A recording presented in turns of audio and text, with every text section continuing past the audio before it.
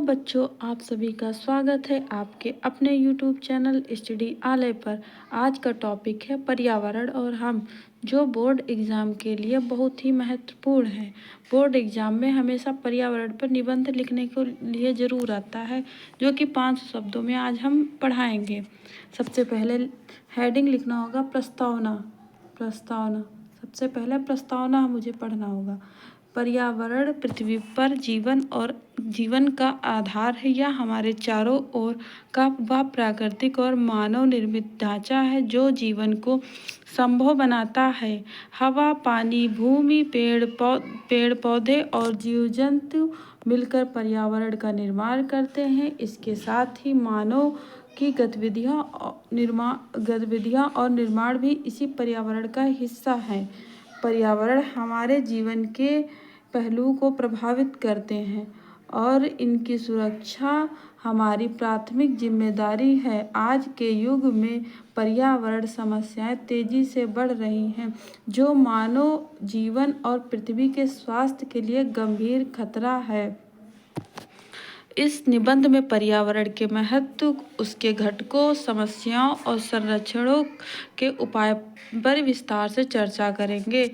पर्यावरण का महत्व हम लोग दूसरी हेडिंग डालेंगे। अब पर्यावरण न केवल हमारे अस्तित्व का आधार है, बल्कि यह हमारी समग्र भलाई के लिए भी महत्वपूर्ण है। पर्यावरण हमें स्वच्छ हवा, पीने का पानी, भोजन और दवाइयाँ प्रदान करता है। यह जैव विविधता को संरक्षित करता है और पारिस्थितिकी तंत्र का संतुलन बनाए रखता है। यह भूमि, वायु और जल के बीच आपसी संबंधों को बनाए रखता है, जिससे जीवन चक्र सुचारू रूप से चलता रहता है। पर्यावरण का महत्व केवल शारीरिक जरूरतों तक सीमित नहीं है, यह हमारी मानसिक और भावनात्मक स्थिति को भी प्रभावित करता है। हरे भरे जंगल, स्वच्छ नदियाँ और शांत वातावरण मानसिक शांति प्रदान करते हैं। यह मानव के रचनात्मक और कल्पना को बढ़ावा देता है। इसलिए पर्यावरण को संरक्षित रखना न केवल हमारी ज़रूरत है, बल्कि यह हमारा दायित्व भी है। इसके अलावा यह हमारी सांस्कृतिक विरासत और परंपराओं को भी बनाए रखने में मदद करता है, जो समाज की पहचान का हिस्सा है। अब इसके बाद हम लोग पर्यावरण की समस्याओं पर प्रकाश डालेंगे। पिछले कुछ दशकों में मानव के अंधाधुंध गतिविधियों ने पर्यावरण को भारी नुकसान पहुंचाया है। औद्योगिकीकरण, शहरीकरण और प्राकृतिक संसाधनों को अत्यधिक उपयोग पर्यावरणीय समस्याओं का मुख्य कारण है।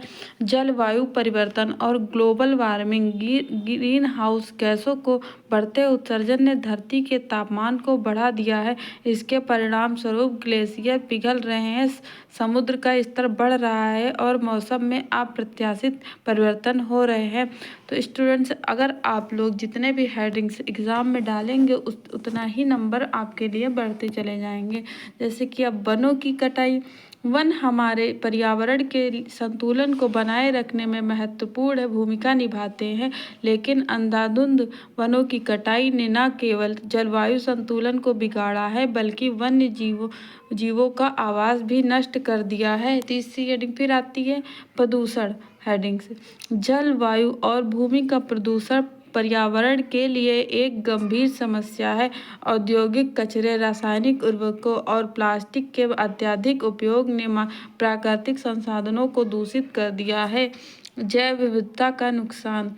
मानवीय गतिविधियों के कारण कई प्रजातियां विलुप्त हो रही हैं। यह पारिस्थितिकी तंत्र को असंतुलित करता है और हमारे अस्तित्व के लिए खतरा पैदा करता है। पर्यावरण संरक्षण के उपाय। अभी हमने पर्यावरण के नुकसान के बारे में देखा है। अब हम लोग पर्यावरण के उस नुकसान से निपटारा लेने के लिए उपाय देखेंगे। जैसे कि पर्यावरण संरक्षण के लिए सामूहिक और व्यक्तिगत प्रयासों की आवश्यकता है। फिर इसमें हेडिंग्स पढ़ेंगी। जैसे पहली हेडिंग्स है वृक्षारोपण और वनों का संरक्षण। पेड़ों का संरक्षण और अधिक से अधिक वृक्षारोपण पर्यावरण को संतुलित रखने में मदद करता है। पेड़ कार्बन डाइऑक्साइड को अवशोषित करते हैं और ऑक्सीजन प्रदान करते हैं, जिससे वायु की गुणवत्ता में सुधार होता है। नवीकरणीय ऊर्जा का उपयोग सौर ऊर्जा, पवन ऊर्जा और जल ऊर्जा जैसे नवीकरणीय ऊर्जा स्रोतों का उपयोग पर्यावरणीय क्षति को कम करता है। यह प्रदूषण को भी नियंत्रित करता है। प्रदूषण नियंत्रण वाहनों से होने वाले प्रदूषण को कम करने के लिए सार्वजनिक परिवहन का उपयोग करें। इसके अलावा औद्योगिक कचरे का सही तरीके से निपटान और रासायनिक उर्वरकों को सीमित उपयोग प्रदूषण को नियंत्रित कर सकते हैं। जल संरक्षण, इसमें जल संरक्षण भी हेडिंग डाल सकते हैं। जैसे जल हमारे जीवन के लिए अत्यंत आवश्यक है। जल की बचत, पुनः उपयोग और जल पुनर्चक्रण तकनीकों को अपनाना पर्यावरण को सुरक्षित रखने का एक महत्वपूर्ण कदम है। पुनर्चक्रण और कचरे का प्रबंधन, प्लास्टिक और अन्य कचरे के पुनर्चक्रण से पर्यावरणीय नुकसान को कम किया जा सकता है। कचरे को सही तरीके से अलग करना और उसका निपटान पर्यावरण संरक्षण में सहायक है। फिर जागरूकता और शिक्षा हेडिंग्स पढ़ेगी। लोगों को पर्यावरण के महत्व और संरक्षण के उपायों के प्रति जागरूक करना आवश्यक है। पर्यावरणीय शिक्षा को स्कूलों और कॉलेजों के पाठ्यक्रम शामिल करना एक अच्छा कदम हो सकता है। इसके साथ ही युवाओं को यह सिखाना कि अपने दैनिक जीवन में कैसे पर्यावरण को संरक्षित कर सकते हैं, एक लंबी अवधि के बदलाव की शुरुआत हो सकती है। पर्यावरण और मानव जीवन का संबंध, तो अब हम लोग देखेंगे कि पर्यावरण और मानव जीवन में क्या संबंध होता है। हेडिंग से डाल दीजिएगा। पर्यावरण और मानव जीवन के बीच सहजीवी संबंध है। पर्यावरण मानव को जीवन के लिए आवश्यक संसाधन प्रदान करता है, जबकि मानव का कर्तव्य है कि वह पर्यावरण की रक्षा करे। लेकिन दुर्भाग्यवश मानव ने अपनी स्वार्थी गतिविधियों से पर्यावरण को नुकसान पहुंचाया है। मानव और पर्यावरण के बीच का यह संबंध संतुलित होना चाहिए। यदि पर्यावरण असंतुलित हो जाएगा तो मानव जीवन भी खतरे में पड़ जाएगा। इसलिए यह हमारा नैतिक दायित्व है कि हम पर्यावरण को संरक्षित करें। हम लोग कोई भी निबंध लिखेंगे तो सबसे पहले प्रस्तावना और अंत में हम लोग उपसंहार जरूर लिखेंगे, जिससे नंबर बढ़ते हैं।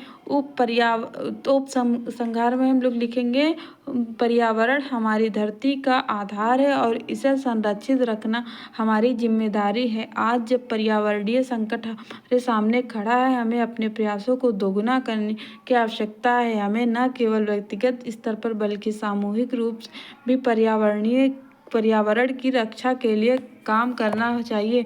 आइए पर्यावरण संरक्षण को अपने जीवन का हिस्सा बनाएं और आने वाली पीढ़ियों के लिए एक अच्छा, हरित और स्वस्थ पृथ्वी का निर्माण करें।